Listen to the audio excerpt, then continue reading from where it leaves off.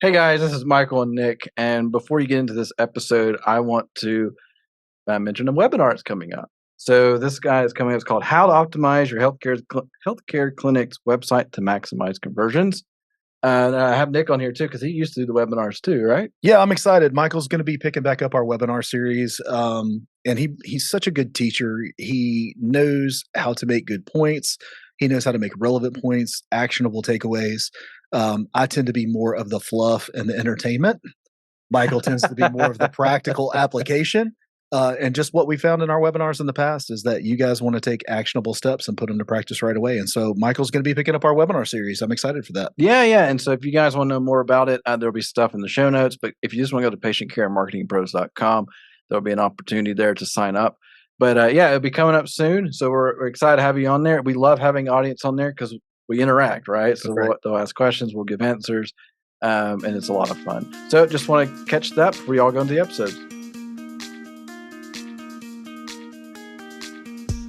All right, welcome back to Walk-Ins Welcome. I'm your host, Nick Horde. I've got Michael Ray co-hosting with me as always. We have a special guest, Richard Palarea, with us today, and we'll introduce him in just a minute. But as always, we are all about helping patient care marketing, patient care facilities triple their revenue through digital marketing services, exceptional patient experience, and today, keeping more of the money that you make and spending it wisely. Yeah, all about reducing some costs today for sure and spend management. So real quick introduction for Rich here.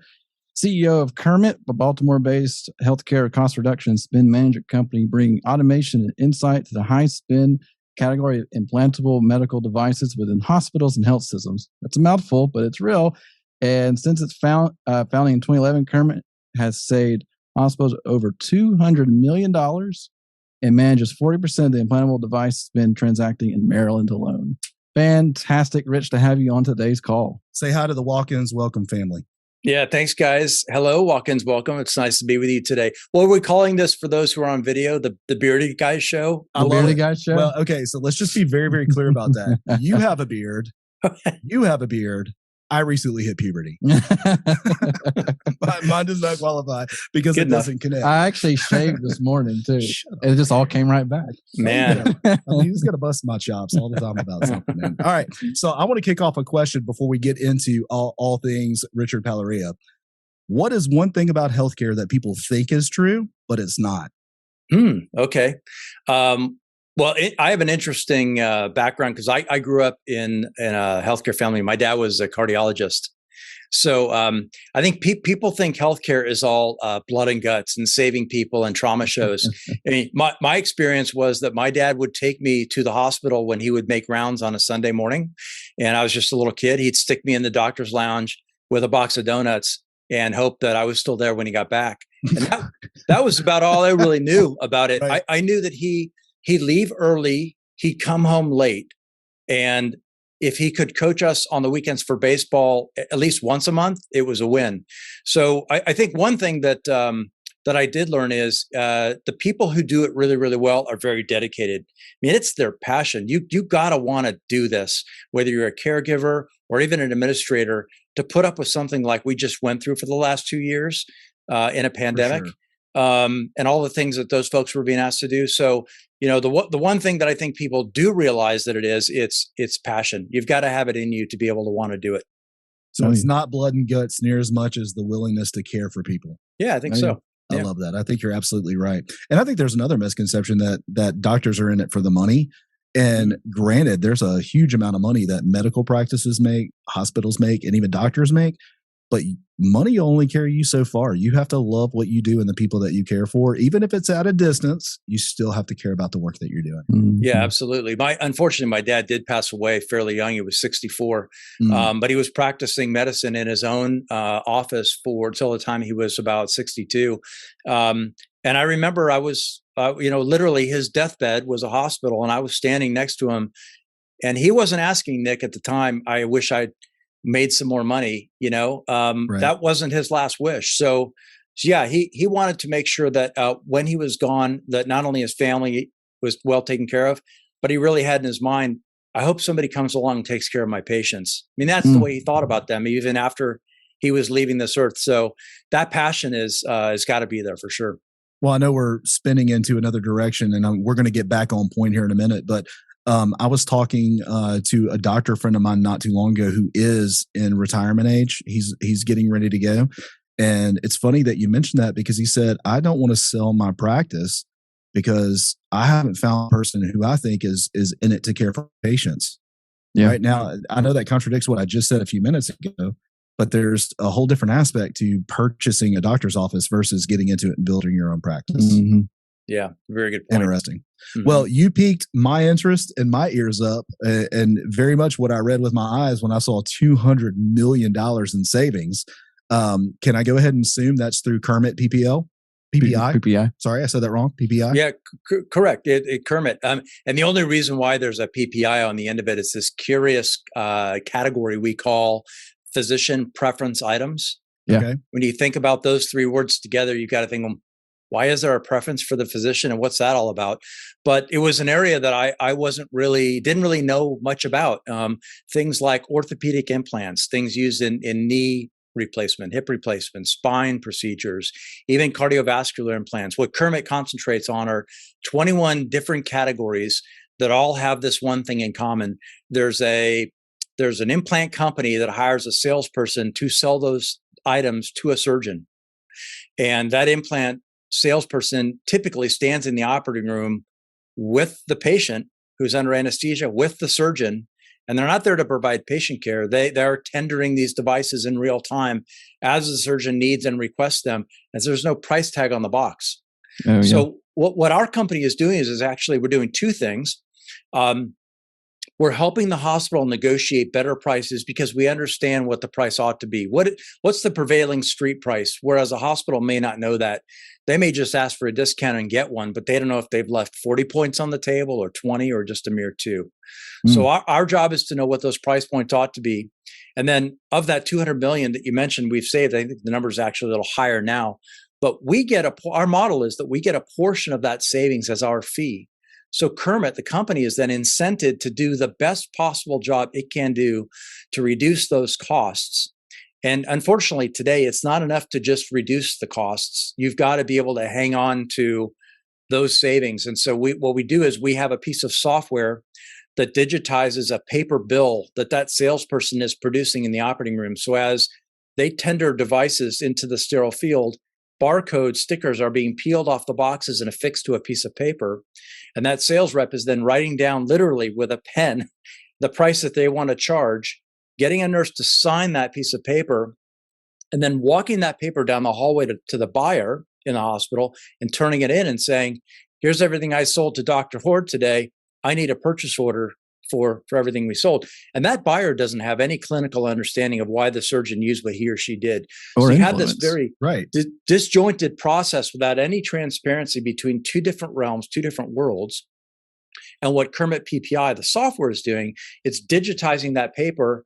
And then we hold all of the negotiated prices and all the contracts for the hospital. So we roll through using automation, tell the hospital what's okay to pay and what isn't, and automate that whole mess. So that you kind of set a market price for something and you're not being manipulated by urgency behind it, right? Where this is being sold or greed, right? Well, there's definitely a lot of influence that goes on. I mean, we have Centers for Medicare Services, CMS, has a website they call Open Payments, which actually is a database. You can go search at the end of the show and you can type in a surgeon's name and you'll be able to see how much money they've received from the implant companies for either inventions or royalties or speaking fees, or even just a coffee or a lunch that they took from their sales rep. It's all got to be recorded in that database for transparency reasons. So we do have a lot of influence. It's like back in the days of pharmaceutical reps influencing doctors and all of that.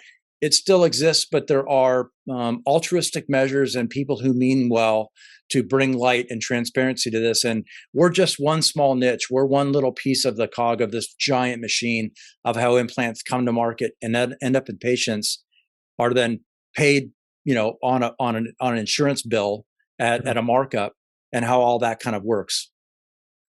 This is such a fascinating topic to me. I want to go right back down to the beginning. You saw a need and you cranked out a business out of this. Let's talk about that for a second, because that's, 200 million is hard to wrap your mind around, but kicking off your first thought, How did you organize that into a software? How did you go to market with that? Let's start with just the software. How did you come up with this? Sure. So I didn't. I have to give credit where I credit like is due. Transparency. There you go. Yeah. We're all about transparency. So I met two individuals about 10 years ago who were med device reps. They were they were just fed up with being told how to steal from the hospitals. They didn't want to do that anymore. How to put an extra screw on that bill nobody's going to know, or a drill bit. We don't know if they use 2 or 3 and any of that kind of stuff. Keep your margins high. And so they worked for one of the big device companies, and they said, we know enough about where the prices ought to be. We know the tricks and the traps that we are using on this paper bill. What if we came away with that knowledge and went back to the side of hospitals and showed them how to do this better and smarter and just save some money? And so they had an attorney who was trying to help them set up their entity. And she was also an attorney for me in another business that I own. And she said, Rich has the methodologies to do this. He's doing this in a different area. I was doing it in transportation, negotiating FedEx, UPS, and DHL contracts for some of the very largest shippers in the US. And I was taking a portion of the savings that I was driving for them as my fee. And I built some software to manage the billing. So when they came in and they kind of pitched me on this idea, they told me about this fascinating world where they stand in the operating room with a surgeon. And I had a business at the time. It was doing quite well. It was a lifestyle business. I didn't want to grow it with 100 employees. It was putting money in my family's pocket, in my pocket, and it was great. But they told me this story. And what I remember was my mom had a hip surgery a couple weeks prior to meeting them. And all I could think about when they're telling me this story is one of you guys was standing in the operating room with my mom while she was under, didn't have any say in the implant. I don't think that the surgeon really knew or cared what it cost. And somewhere along the line, we got a bill from insurance that we had to pay. So it became personal, first of all, Nick. I'll have to say it that way. But then I thought about the complexity of building a business from that. And I went home that night and thought, I could forget I ever had this conversation. I go back to what I was doing. I'd be happy as a clam. Or I could kick myself a couple of years from now and say, what if? And so we love that phrase. Yeah. I mean, 5 different businesses that I've started. And I don't know about you guys, but I get nightmares sometimes like about the what ifs, and I'm like, just got to try it. You just got to try something sometimes. And if you fail, it's okay. If you fail fast, it's good. Yes. Rule it out, get it out of the way. Right. Y'all should have a power lunch after this. Listen, I'm telling you what, the fail fast. Yeah. That is a golden nugget that I think everybody listening to this podcast, I don't mean to interrupt what you're saying, but just the idea of failing faster and adjust, try, fail, and adjust. But that failing fast part, like that, the fast is the key. All right, keep going. Sorry. Yeah. Well, I think a lot of us have business ideas and entrepreneurs that are latent in our hearts. So we want to kind of bring that forth, but we don't know where to start or what to do. And a lot of that is based on risk. A lot of us will say, if we're being honest, I don't want to take a risk because I'm afraid of, and then fill in the blank. Is it failure? Yep. Is it losing money? Is it both of those? Is it about how you might appear to your friends and family and the community, whatever it might be? There's something that holds people back. And I think maybe having some of that stuff at the time when I did it, things like a little bit of cash in the bank, another business where if this other thing failed, I could always go back and do the other thing. Or even just as an entrepreneur, having confidence in yourself, knowing that if you fail in this, that, set yourself a time. It's almost like walking into the casino and saying, I'm only going to spend $100. I'm going to leave my wallet in the car. But if I have $100 and I'm okay losing that, I'm going to go have a great time. And if it turns into 1,000, great. If it turns into 100, even better time. if I lose the 100, it goes from 100 to 1,000 back to 100. There you go. Yeah, that's usually what happens, right? The house wins. Right. But that's okay, right? At least we had the experience. And the next time we decide to go do something, we use that experience. So that's kind of the entrepreneur's journey. That's what it was like for me. And when we spun this up, I really relied heavily on Jason and John, my 2 co-founders, because they were med device reps. I had the business knowledge. I had the know-how. I had already launched a couple businesses. I ended up selling the other business, actually. So I had a successful exit from one business. And a lot of that was brought to bear in running the business we're in today. Now we're 10 years into this, and we're doing this kind of in an uncharted way. I don't have a lot of competitors. I don't have a lot of people to follow and say, well, we saw the failure there. We won't do that, or we'll do more of this. we're out there on our own. We have a lot of innovators coming up behind us that are coming up with different solutions. So that's flattering to have started an industry, and having people follow you in is great. But we're largely just pioneering this on our own, and so we'll see where it all ends up. But it's been fun so far. We're providing real savings for hospitals that absolutely need them. Just a quick aside, there was a stat that was published yesterday, I think it was by Becker's, that said 1 out of every 2 hospitals in 2022 will post an operating loss. It means 50% of our hospitals in the U.S. are at a loss. That potential insolvency when you think about it. Wow. Hopefully they're too big to fail, like the banks and like the auto industry were. But we've got to do something to make sure that we have those facilities who provided patient care over the years, that they're still there tomorrow for our patient population. That's wild. I've got stuff, but I want you to go because I'll talk the whole time. No, I it's just one fantastic story for sure. But I'm curious. So you guys, just to make sure, you primarily deal with hospitals, like who utilizes your staff? Yeah, that's right, Michael. It's hospitals, health systems. It's going to be primarily the decision maker is going to be either a CFO who really needs to save money right now and have it come back to the bottom line, or in a larger facility, a larger health system, it's going to be a vice president of supply chain who's tasked with negotiating these items, and they're very technical. We can't expect that supply chain person to be an expert in MRI and CT machines and linen service and food service, and also 21 categories of highly technical implants. It's just not going to happen. So what does it look like? I just want to make sure our audience knows. So I'm in a hospital. I'm a CFO at a hospital. Kermit sounds super interesting. What does it look like from an onboarding standpoint, a time frame? What are the general expectations around it? If you were going to just do your quick pitch on this is what Kermit is going to do and how long it takes, what does it look like? When we talk about the savings numbers, I think that's always very interesting to people who run a business and how can I save money? Yeah, we do that in an outsourced way. So we'll stand behind the hospital. They will run the request for proposal to all their vendors, but we put that together. We do the utilization studies. We know exactly what to bid. We know the prices to ask for. We run the bid and negotiation on behalf of them, but they stand in front and we support them in the back. We can do that process in 90 days and typically drive 30% of their annual spend back to the bottom line in savings. So if you're spending, I don't know, it's probably not out of the ordinary or not out of left field to say $70 million, $80 million in knee and hip implants in a hospital in any given year. Be able to say 30% of that is going to come back to you in savings. We're going to take a little bit off the top, let you keep the lion's share of that. And we're going to start in right now. And in 90 days, you'll have your final contracts. You're going to save money 90 days from now. Typically, it takes a hospital between a year, 13, 14 months to run one of these projects. So it's definitely a lot faster. As far as the software is concerned, because it's cloud-based, we're not having to go behind the hospital's firewall and work inside of their organization, do a lot of integrations and manage the HIPAA compliance and all that stuff. All that is basically in a box in the cloud. If they say go, we can turn that on in a week. Here's your login. That's basically it. It's the cloud. The cloud has really revolutionized how companies can bring value through software very, very quickly. So you're going to save hospital money within a 90-day period. Correct. That in turn is going to have an effect on what the insurance companies are going to have to pay. It'll lower that, right? It'll reduce that. Is that correct? It should. I mean, in most hospitals, we're still in this kind of fee-for-service world where you do a procedure, you have what's called an item master in a hospital. It has everything that the suppliers are selling to you and a price you've negotiated to pay. Then on the revenue side of the hospital, where they drop a patient bill, you have the charge master, and that's probably something you're already familiar with. We hear about we need pricing transparency. We need to understand what this is going to cost a patient. They're publishing the charge master now online, but the charge master is very, very difficult to discern and decipher. But between those two worlds, there's a markup. And so that's why we hear these horror stories on the front of Time magazine, the $500 Band-Aid or the $200 aspirin. That's the world between the supply side and the charge side for the patient. There's a connection there. Usually that is a markup.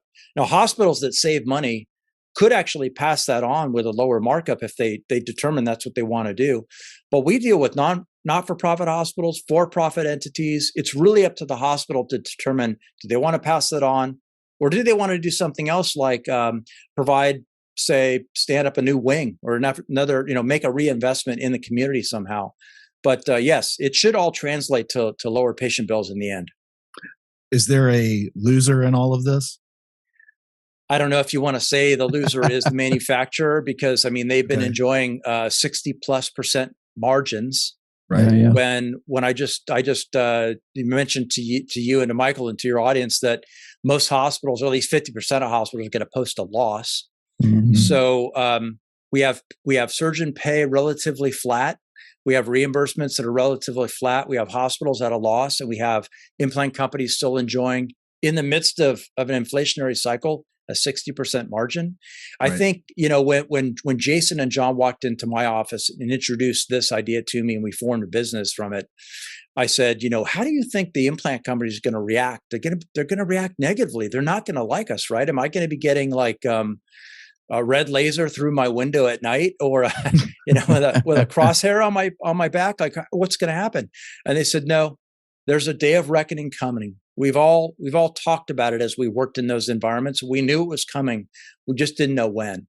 And I think largely the pandemic has put a big spotlight on this now. People don't want to rely on foreign supply chains and all of that.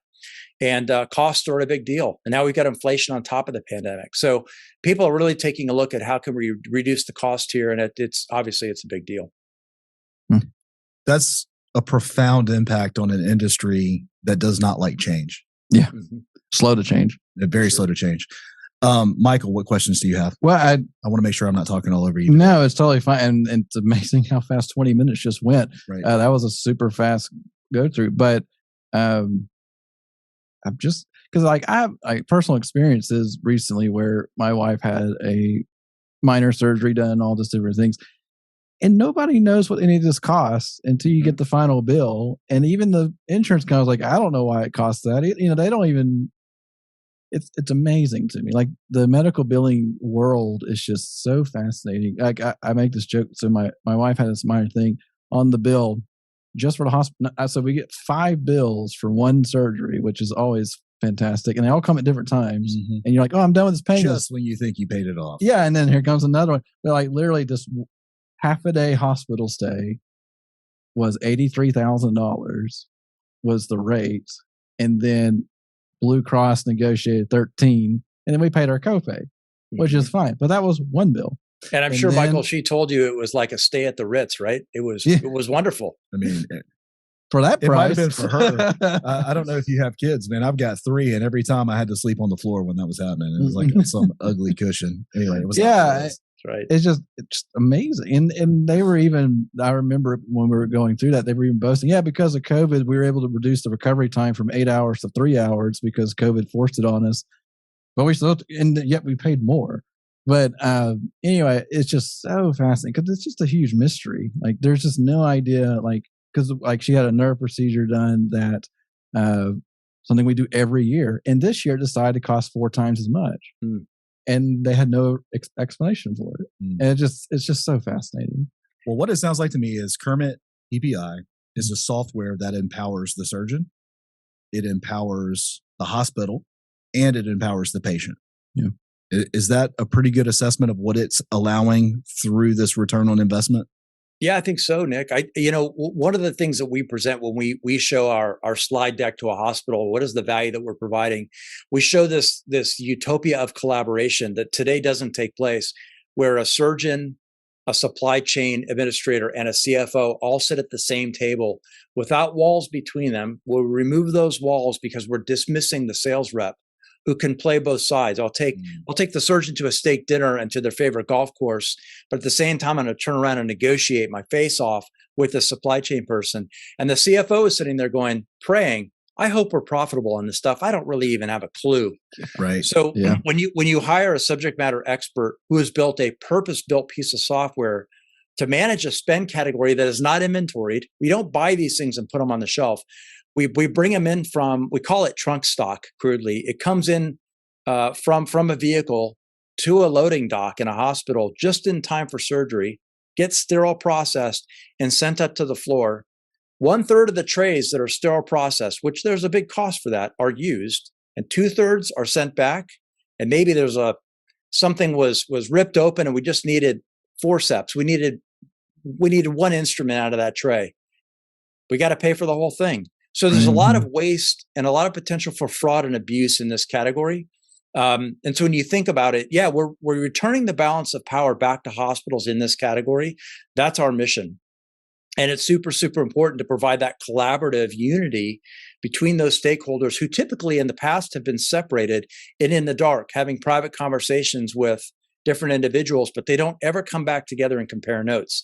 With the software suite, you're going to see exactly what's happening, not only in your hospital, but across your entire health system with one unified view. So it's really a game changer when you think about it.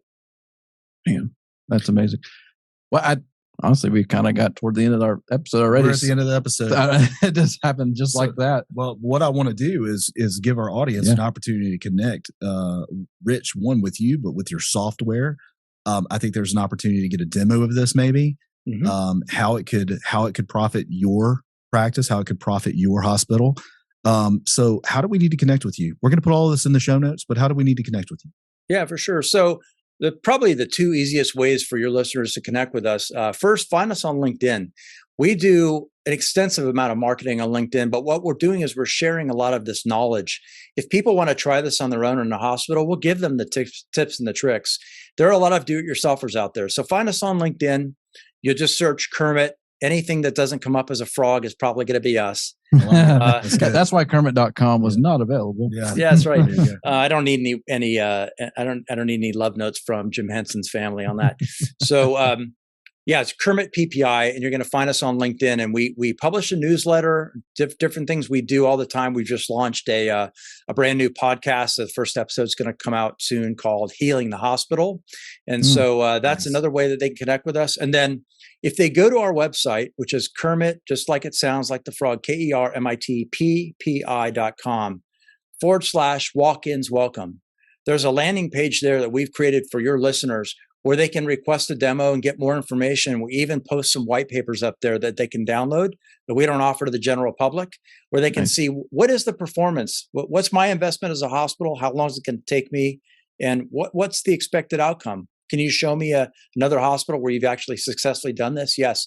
We'll publish a case study up there and they can download that information as well. It's fantastic. I love it. Thank you for creating a landing page for our audience. And if you're listening to this, I want to encourage you, go to KermitPPI.com/walk-ins welcome. Take advantage of these white papers. Take advantage of this opportunity to save millions of dollars for your hospital. Absolutely. Richard, that's an incredible value for our audience. Thank you for putting that together. I hope we're able to save them millions and they can turn it back around on hospital marketing because there you go. They're probably looking. Hey, come on. Hey, they're looking for a budget. We help the bottom line at the top. You help it halfway down. So, there we go. That's right. The old adage, a penny saved is a penny earned. Right? Absolutely. Very true. Rich, I've had a good time talking with you today, and I would love an opportunity in the near future to have you back on. Yeah, that'd be great. Yeah, I would enjoy that. Or we need to join your podcast at some point. All right, let's do that. Yeah, let's do that. Absolutely. No shameless plugs here. Not at all.